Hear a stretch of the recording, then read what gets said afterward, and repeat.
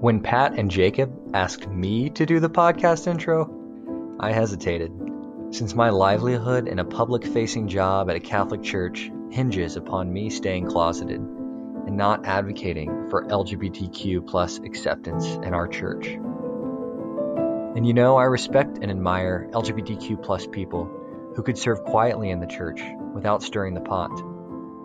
But for me, it's time. I have to speak up and speak out, knowing that it will cost my job one day.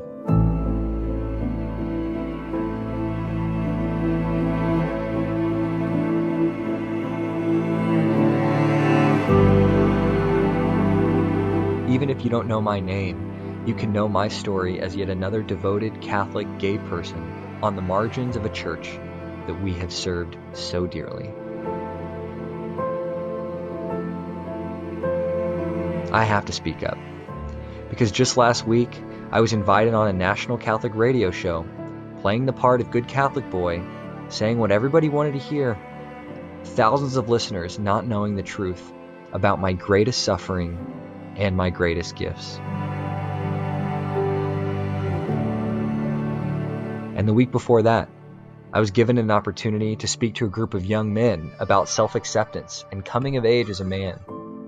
And I knew that some men in the crowd, just like me, were gay at that age, and just like me, desperately searching for a clean-cut definition that would explain their crisis of sexuality caused by a homophobic church.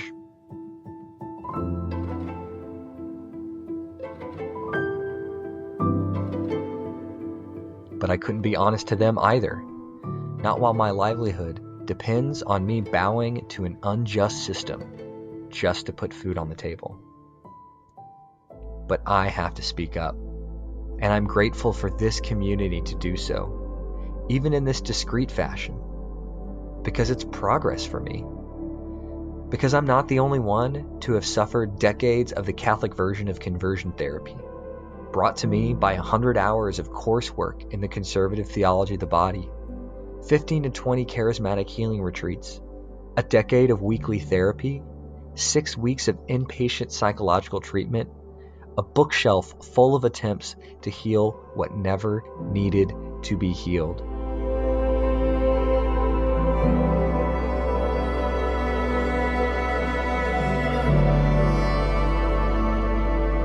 An attempt at celibacy via seminary. Heartbreak after heartbreak, falling for my straight friends in a straight world. And a whole lot of compulsive anonymous sexual behavior, craving healthy intimacy. This is the heavy cross that I was told I was to carry for my intrinsic disorder. This was God's will for me as a so-called sinner striving for holiness in the Catholic Church.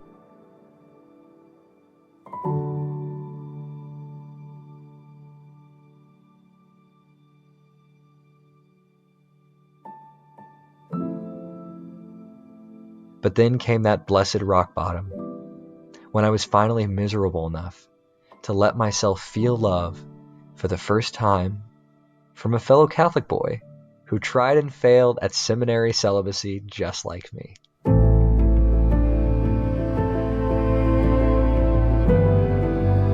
Our intimate companionship was things like working out almost daily, long endearing hugs, talking late at night about life and God, listening to praise and worship, and Kesha.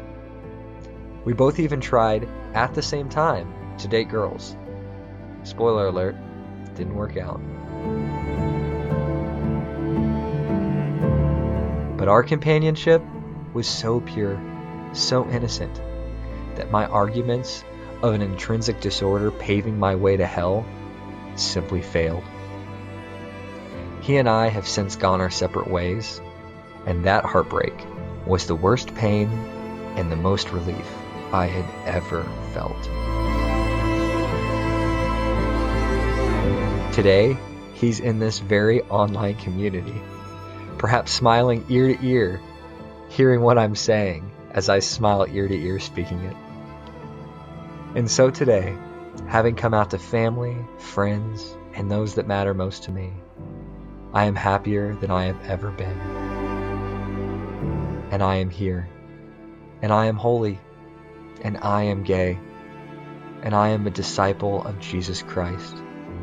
I am coming out of the closet, and I can't wait to be free of all of the burdens that Christ never intended for me to carry. And one day, we will all be free. Welcome to Tabard Inn, everybody.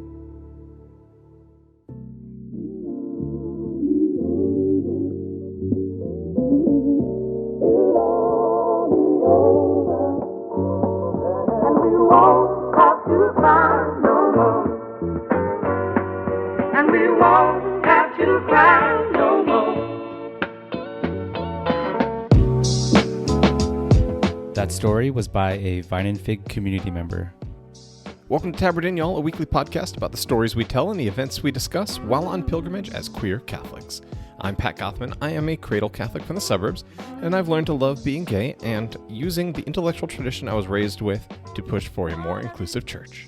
And I'm his fiancé, Jacob Flores. I'm a cradle gay. Oh, yeah. Oh, yeah. We love a good cradle gay. a gold star gay. And a newbie baby to the Catholic faith. And I hope to bring, I don't know, my unaffected homosexuality to the church. Can you still smell the chrism on your forehead from when you were baptized? Does it still linger at all? How long did that last? It didn't last. I think probably because I burned so much incense and candles here at the apartment. House. Yeah, that it just kind of blends. Yeah. I always smell like chrism. That beautiful Catholic aroma is always in the apartment as well. So what do we have on the podcast today, Pat? Well, up first, we're going to take a look at the Catholic high school in Los Angeles, where students formed a walkout over treatment of a lesbian student there. Then we'll talk about the American Psychological Association endorsing the use of they/them singular pronouns. Then we'll celebrate the TV show One Day at a Time, coming back for another season after being canceled. And finally, we'll talk about the virtue of prudence and how it can help us in everyday life.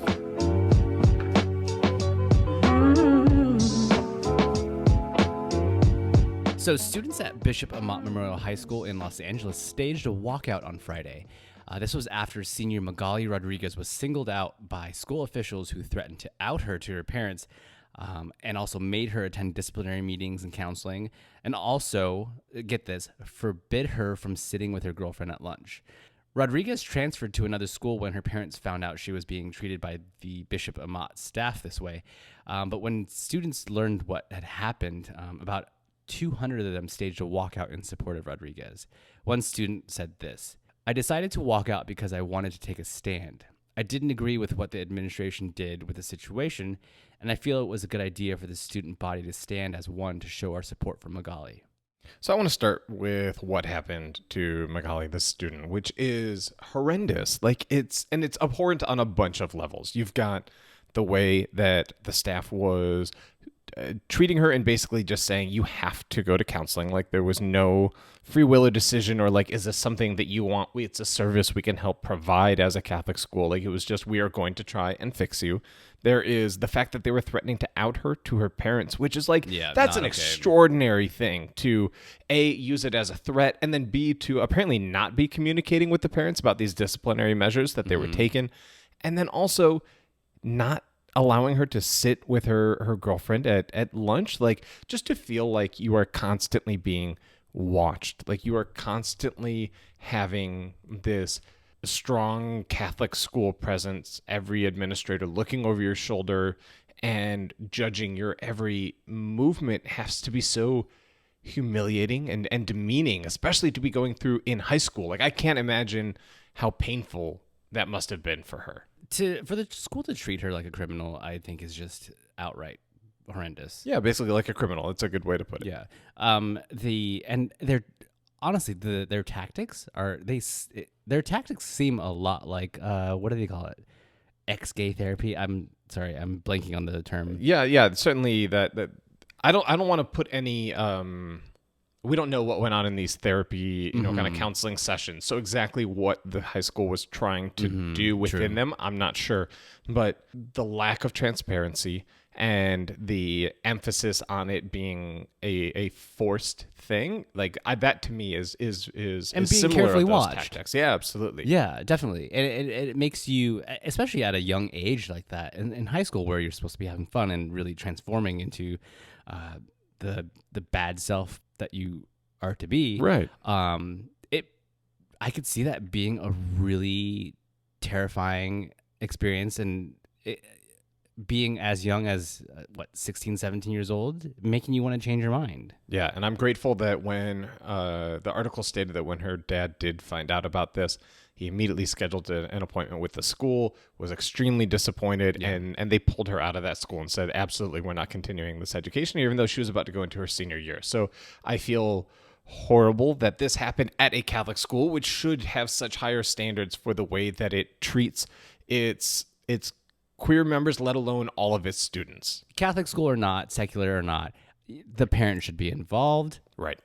But it's weird. You don't want to out the student to the parents, but also if you're going to leave the parents out of the picture, then if there's going to be disciplinary sketchy, measures, yeah. the parents sure as hell better be involved. I think, this isn't a new thing. I've talked about this before in previous podcasts.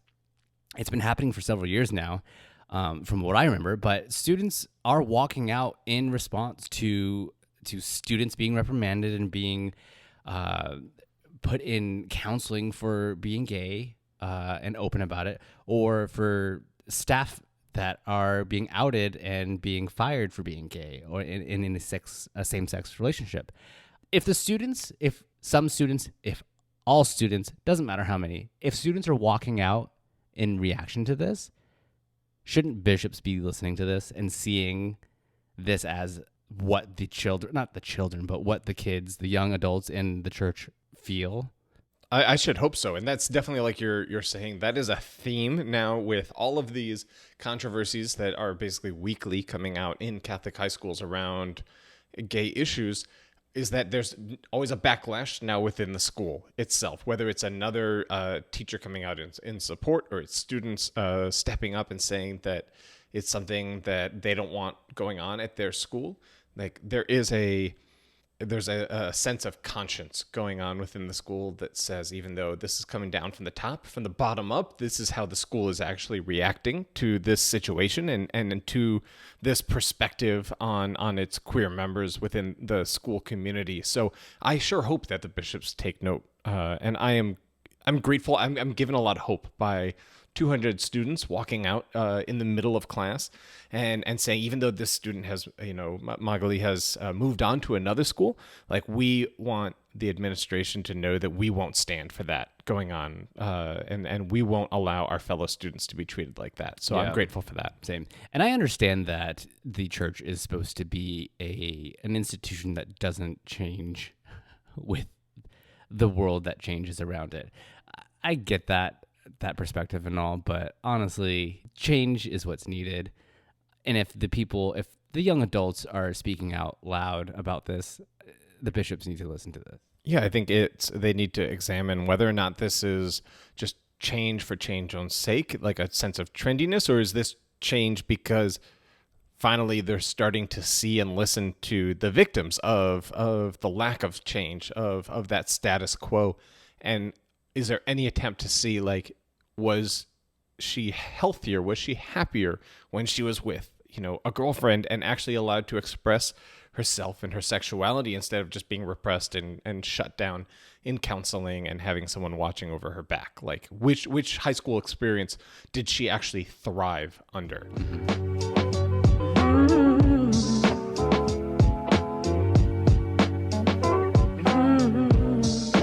Well, the American Psychological Association officially endorsed the use of they, them singular pronouns, essentially making them valid medical and academic standards in everything from medical journals to everyday use with patients. The APA Style blog, which sets grammatical standards for psychological journals, not only suggested the use of the singular they, but also mandated it, saying, quote, "If you are writing about a person who uses they as their pronoun, then yes, you have to use it. Respectful and inclusive language is important, and it's part of the APA style." I think this is great. For a few years now, I've been using they, them just reflexively. As your standard go-to. As my standard go-to, especially at work. So I work in a tech company, and we have a lot of international employees with Asian names. Okay. Being in America, being raised here, I'm not privy to gender identities or gender. Yeah, what the standard for that name, whether it's a male or female, name.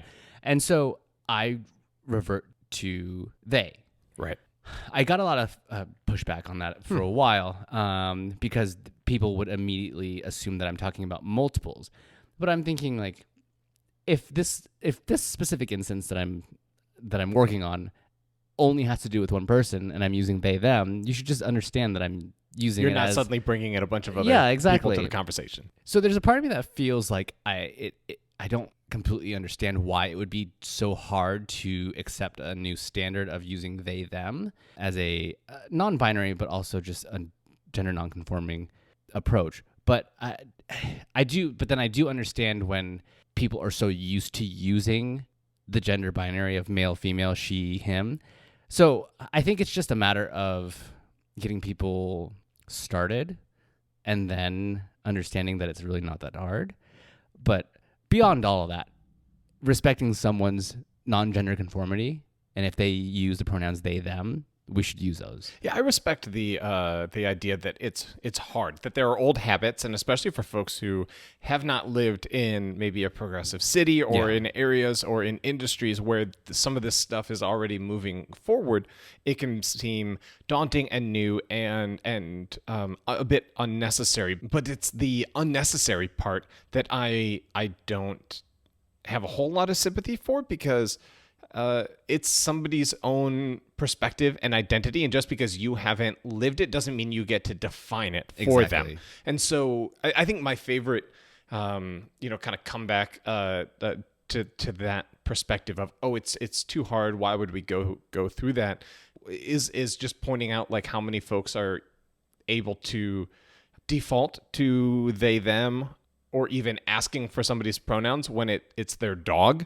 and you don't know what the gender is of the dog, just like being like, oh, is it a boy girl or a girl dog, and being able to just ask and not assume that you know is something that a lot of folks are already really used to, and not to equate gender non-conforming people or non-binary people with dogs, but to say that there are areas in everyday life that a lot of folks are already used to assuming that they don't know an animal's pronouns. So why can't you take that step and say, I'm willing to respect a person enough to also say, hey, what are your pronouns? Yeah. So jumping off of that dog topic. Yeah. So it's funny when you come across a dog that's super cute on the street, and you're like, oh, what's his name? What's her name? Say you just assume it's a he. Sure. And the owner would be like, no, it's a she. And they'd get really offended. It's the same thing. If you don't subscribe to he or she, but you are non-conforming and you go by they or them, why wouldn't we do the same thing for them? Yeah, and why not understand why it would be frustrating for them to feel misgendered in the same way that, like, if you can get offended on behalf of your dog, you can get offended on behalf of your coworker. You can be offended on behalf of somebody that you're reading an article about or seeing online. It's really not that hard, y'all. Right. Just try. I will say there's a lot of this is coming from the American Psychiatric Association. When they came out with an update to the DSM, the Diagnostics and Statistics Manual of Mental Disorders, which is like the psychiatric Bible, basically, and they took homosexuality out of it in 1970, a lot of Catholics lost their minds. And it, to this day, like when I was going through formation in seminary, that was pointed to as being like a seminal event in society when we had given in to the impulses of secular change and, given up on promoting traditional values in society. And in 2009, they were still teaching us in university about how taking homosexuality out of the DSM was a pivotal moment in American society. I hope that those same Catholics are able to take this moment with at least a little bit of humility and grace and be able to say, well, why is it? Like, what is the science behind it? Because I promise the APA, the American Psychiatric Association, they're not going to make this decision without some science behind it. It's not going to be based off of political correctness. So, like, listen a little bit before you get on a high horse about this decision being made. Professor, is this an MLA or APA? This is an APA. Thank you very much for noticing.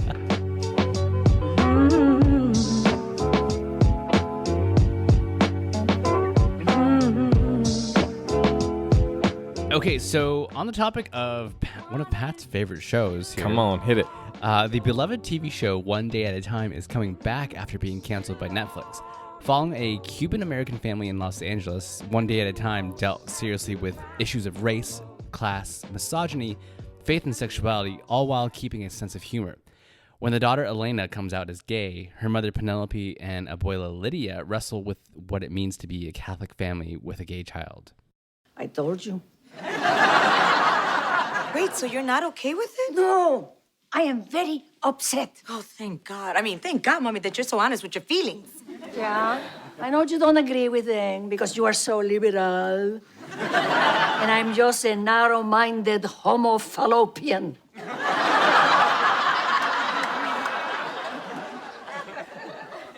You mean you're homophobic? Ha! There is the judgment. Look, I know you are cool with this, but you have to understand, I'm a religious woman. I know, Mommy. And I'm sorry. I'm sorry, but I have a problem with Elena being gay. It goes against God. Although God did make us in his image and God doesn't make mistakes, clearly. And when it comes to the gays, the Pope did say, "Who am I to judge?" And the Pope represents God. So what? Am I going to go against the Pope and God? Who the hell do I think I am? Okay, I'm good.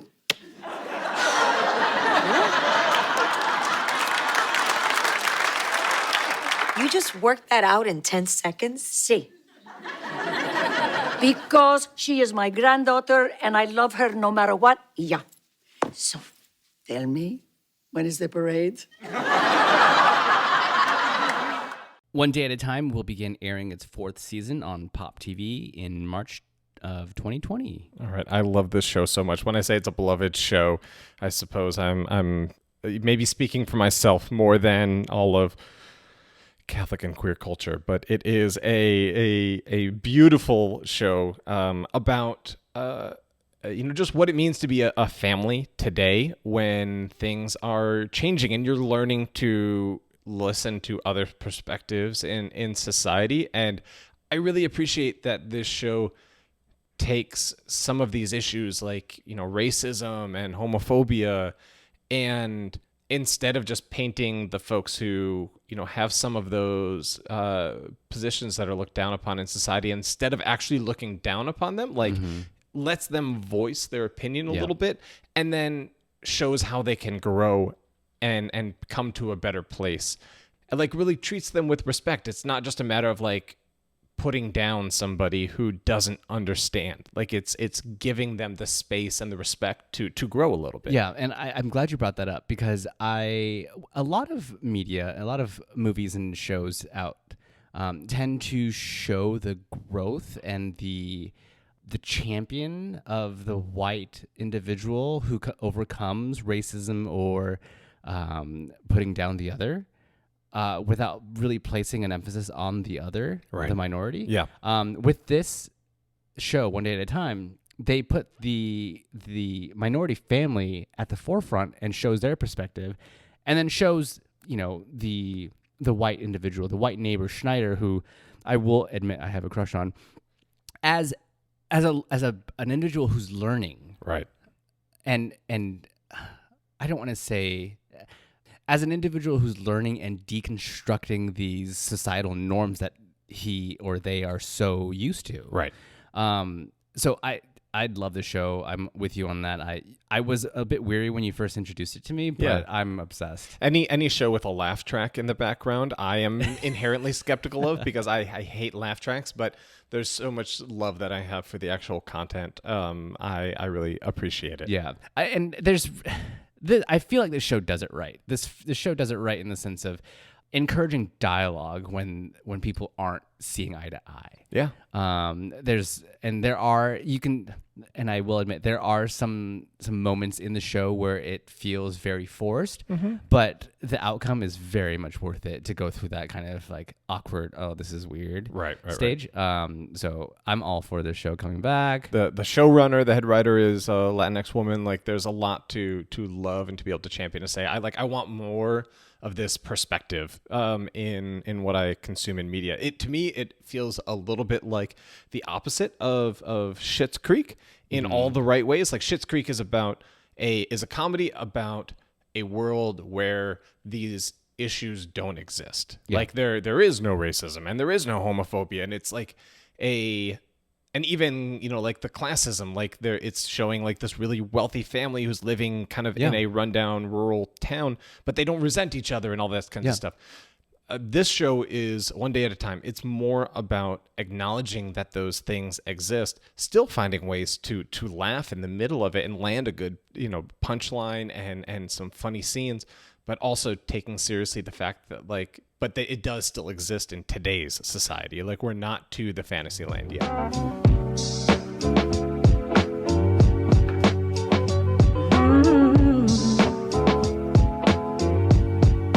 In an interview in the newsletter In Our Time, Jesuit Father James Keenan explained the practical side of some of the cardinal virtues.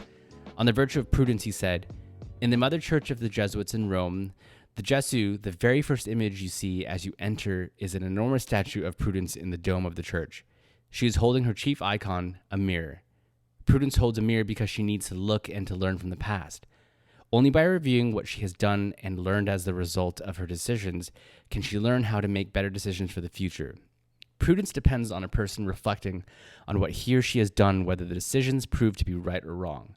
But the mirror also lets you see yourself. And so prudence needs you to examine not only what you decided to do and what you did, but why you decided on this course rather than another. In other words, prudence lets you examine not only your actions, but also your motivations. This is the true examination of conscience." So I grew up in a Catholic culture where the term virtue was talked about a lot. The idea of leading a good life and what it meant, even at a very young age, to like form your child to be like in the virtues, was this kind of like very overarching Catholic theme that I feel like I don't hear about as much nowadays, but like was an intense part of my growing up. I'm curious, do you even know what the cardinal virtues are? I don't, but I do get what you're getting at about needing to be this poster child of what it is to be a Catholic child or a Catholic family. And that puts a lot of pressure on a family and a child. Yeah, I was just talking to a friend recently, and he mentioned this intense frustration and pressure that he felt as a father of a kid that was just about to be starting kind of like, I think, second grade or so. And he was struggling with like what it meant to just raise this kid according to like the virtues of the church. Mm-hmm. And like it wasn't enough to just be like, is he a good kid? Is he getting good grades? Is he having getting along with others and just like kind of like some of the basic standards for a kid? Like there were like named virtues like prudence and justice and temperance and stuff that he was like, is my child like meeting those standards and virtues, and how can I bring them about more? I think in that sense it can be obsessed over a little too much, but yeah. I'm curious when I read this article in America Magazine, like, is there a way that we can kind of reclaim some of those traditional virtues for the modern world? Like, you know, is there a way that prudence, this idea of like, I loved this image of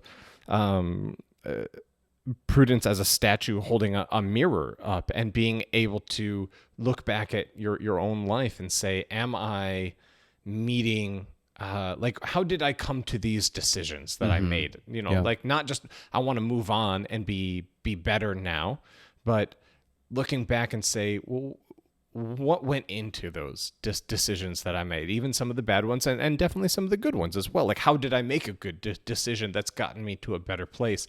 That kind of reflectiveness, I feel like I've lost some of that. And I think it would be really beautiful to be able to apply it to some of the standards of just like being more tolerant and being a person that, you know, you can take it even just like, today, did I care about the environment? Like, and if I didn't, like, okay, well, what went into that decision? Don't just like berate myself because I didn't recycle and, you know, use a reusable water bottle, but rather when I had the option to, what went into that decision where I fell short? I think this is going to be a tough one for a lot of people. Yeah. Just as humans, we tend to not look at ourselves and what we have done right or wrong. Yeah. We tend to focus on the rights.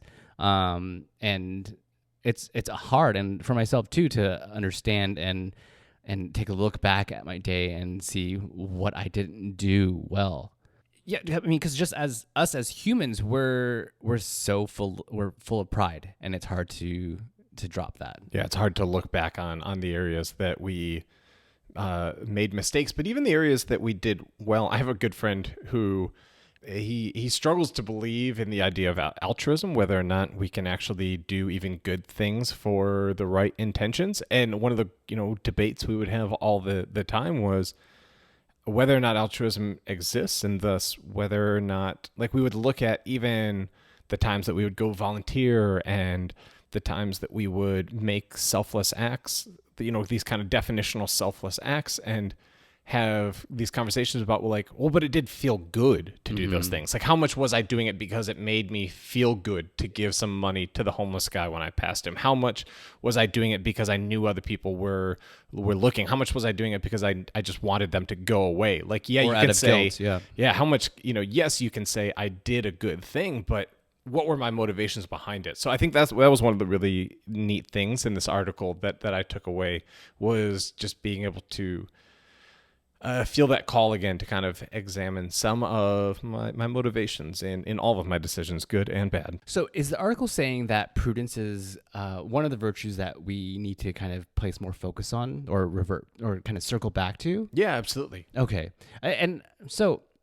And that it's a misunderstood virtue. Like, prudence often gets talked about in the sense of just being like, you made the right decision at the right time. You were prudent. Okay. But more so looking at it as, like, you know, that image of the mirror that the statue has, of being a reflection on yourself and what, not just did you make the right decision, but how did you come to the right decision? Yeah, I feel like the virtues, and your friend who is raising his son, I feel like the virtues hold a lot of pressure on parenthood and a kid in being Catholic. Yeah, it certainly can. I feel like it's hard for us to take a step back, to take a look in the mirror and put aside our pride to see our own faults. And I feel like if we are able to do that and acknowledge that we have our own work to do, I feel like that can be a very powerful thing that serves as a sort of a bridge to understanding others.